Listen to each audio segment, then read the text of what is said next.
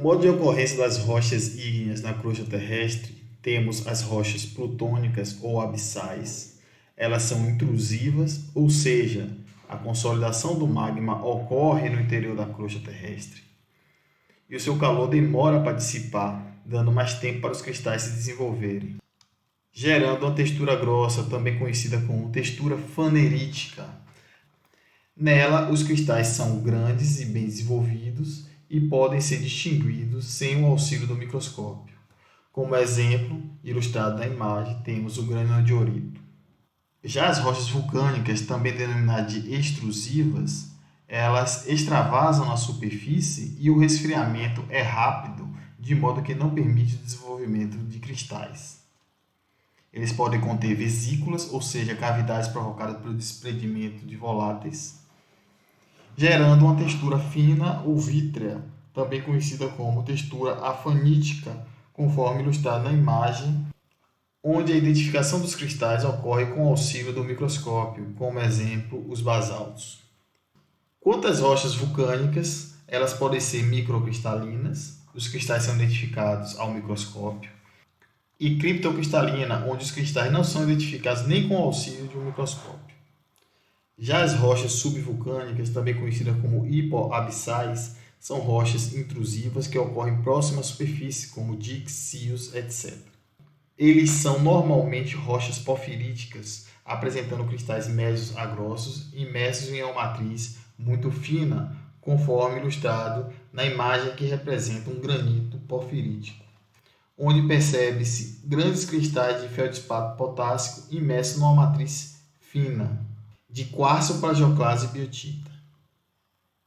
Para se alcançar o nome de uma rocha ígnea e sua classificação completa, é necessário acrescentar informações sobre a textura e a estrutura da rocha. Entendo como textura as características e relações entre as fases minerais existentes, como suas dimensões absolutas e relativas, hábitos e formas, padrões de arranjo, definido em escala de amostra de mão ou microscópica. Já a estrutura compreende o arranjo das porções distintas das rochas, se ela está bandada, maciça, sem entrar no mérito das relações entre os cristais. Por exemplo, considerando a cristalização próxima à superfície, o resfriamento é rápido, a consolidação é acelerada e não há tempo para desenvolvimento de cristais. Desse modo, formam-se cristais diminutos em grandes quantidades, praticamente imperceptíveis a olho nu ou a lupa manual, caracterizando a textura afanítica. Quando a cristalização ocorre em grandes profundidades, o resfriamento é lento e existe um menor contraste de temperatura. A consolidação é lenta e formam-se cristais grandes e bem desenvolvidos que podem ser individualizados a olho nu, gerando uma textura fanerítica. Os critérios texturais mais importantes para a classificação de rochas ígneas são a cristalinidade, a granulometria e a homogeneidade granulométrica. Essas texturas são intimamente relacionadas ao processo de resfriamento magmático e a granulometria é a mais importante. Entendam como cristalinidade o grau de cristalização do magma, ou seja, a proporção entre minerais e vidro que reflete o tempo de resfriamento do magma. Desse modo, quanto à cristalinidade, as rochas ígneas são classificadas em holocristalinas, hipocristalinas e vítreas. A tabela mostra os 3 tipos de rochas ígneas quanto ao critério textural de cristalinidade. O termo holocristalina vem de holo, totalmente, ou seja, elas são compostas inteiramente por cristais. E compreendem praticamente todas as rochas plutônicas que se cristalizam no interior do planeta Terra, como exemplo mostrado na imagem representando de um granito, com a representação óptica desses minerais, grandes e bem desenvolvidos. Já as rochas ígneas hipocristalinas são também conhecidas como hialocristalinas. São constituídas por uma mistura de cristais e vidro, como mostrado na imagem que representa um basalto vesicular, conforme mostrado na imagem e na representação óptica desse mineral, onde observa-se a presença de cristais bem desenvolvidos, cristais pequenos e uma grande proporção de vidro e vesículas. Já as rochas vítreas são também conhecidas como holohialinas. São compostas quase inteiramente por vidro, como mostrado na imagem e na representação ótica, onde observa-se a grande proporção de vidro na sua amostra. A granulação representa a medida quantitativa do tamanho dos minerais constituintes das rochas ígneas, sobretudo as holocristalinas.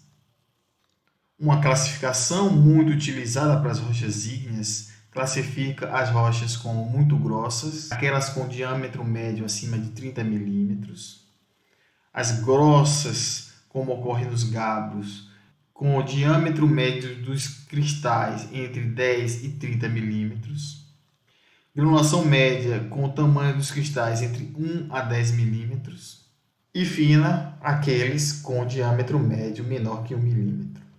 De um modo geral, a definição quantitativa das categorias em muito grossa, grossa, média e fina é variável de acordo com cada autor.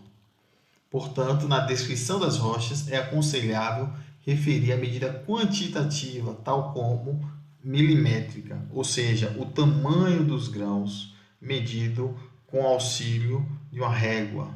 Já a homogeneidade granulométrica representa a medida quantitativa do tamanho dos minerais constituintes das rochas ígneas, sobretudo as holocristalinas.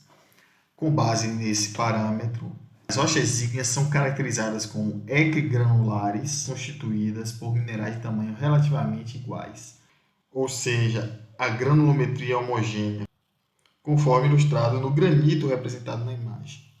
As rochas equigranulares significam que o resfriamento do magma foi um processo regular e que ocorreu em um único estágio. Já as rochas inequigranulares são rochas constituídas por minerais com duas granulometrias distintas, geralmente apresentando minerais grandes, também conhecidos como fenocristais, e uma massa de cristais pequenos envoltos ao redor desses grandes cristais. Em termos gerais, indica que o resfriamento magmático não foi um processo regular, havendo pelo menos 2 estágios de cristalização. São bem caracterizados pelas texturas porfiríticas. Portanto, temos 3 tipos de textura específica das rochas ígneas, como as faneríticas, onde os cristais são grandes, apresentando macrocristais. Compreende rochas plutônicas ou intrusivas, ou seja, aquelas formadas em profundidade na crosta terrestre.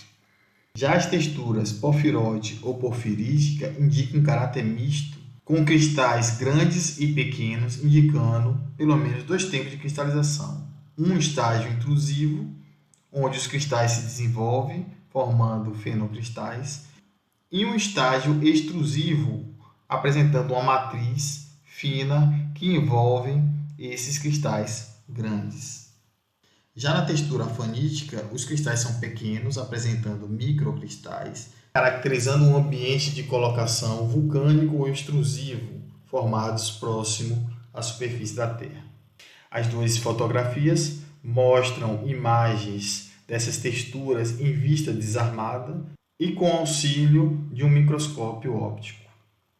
Caracterizando a textura porfirítica, entendemos que ela compreende 2 tempos de cristalização, composta praticamente de uma textura afanítica, representada pela matriz, que envolve os grandes cristais desenvolvidos em profundidade, também conhecidos como fenocristais. De um modo geral, a velocidade de resfriamento é o único fator controlador da granulometria das rochas ígneas. Os materiais voláteis contidos no magma também desempenham um importante papel na velocidade de resfriamento por meio da elevação de fluidez do magma.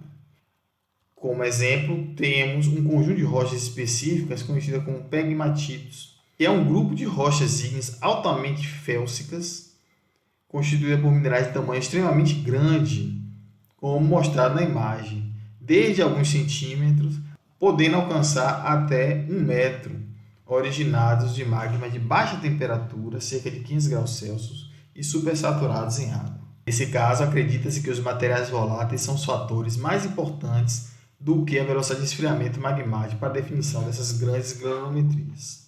Destaca-se que o papel dos materiais voláteis é importante apenas nesse tipo de rocha conhecida como pegmatitos. Quanto às estruturas ígneas, temos 4 tipos principais. A primeira delas é uma estrutura maciça ou isotrópica, onde os cristais estão distribuídos de forma isotrópica e caótica na amostra, sem nenhum sinal de orientação preferencial. Por exemplo, nos granitos, ou seja, uma rocha intrusiva, ácida, maciça, fanerítica e equigranular média. E o diorito, que corresponde a rocha intrusiva, intermediária, maciça, fanerítica e equigranular média. As rochas também podem ser orientadas ou anisotrópicas, onde os cristais estão orientados de forma linear ou subparalelos, como ilustrado na imagem que representa um granito, ou seja, uma rocha intrusiva, ácida, fanerítica, equigranular média, anisotrópica devido à orientação preferencial dos minerais placóides como a biotita, vesicular devido às cavidades formadas pelos gases aprisionados durante o esfriamento do magma, conforme ilustrado na imagem, que representa um basalto, ou seja, uma rocha extrusiva, básica, afanítica e que apresenta vesículas.